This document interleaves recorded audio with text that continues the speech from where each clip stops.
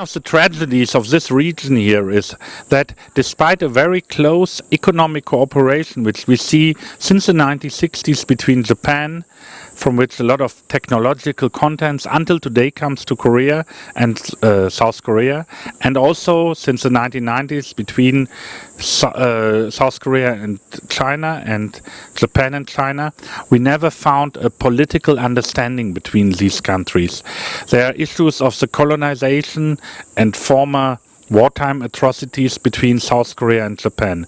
There are territorial disputes for a small group of rocks or islands in the Sea of Japan, or the East Sea as the Koreans say, between both countries. There are territorial disputes between China and Japan, and there are also the question of wartime atrocities of Japan in China, where the Chinese and the South Koreans say Japan never really made up for these.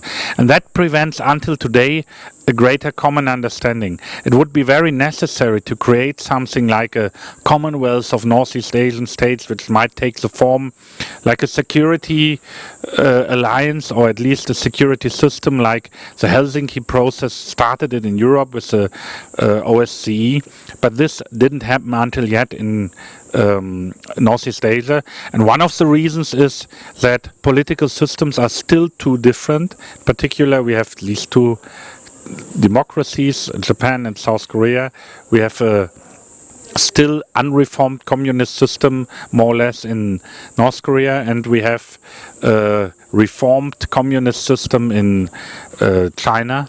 But there are naturally also other unresolved problems. The problem of Taiwan, for example, the presence of the US military, which became stronger in its alliance with South Korea and with South Korea and Japan again after the Chinese foreign policy became more aggressive. So it would be very necessary to come to a path of common understanding, and the South Korean president, which has been just elected, Park Geun-hye, she tries with a policy which she calls trust politik, looking back to the German word of Ostpolitik, to come to a new policy where these states could work closer together.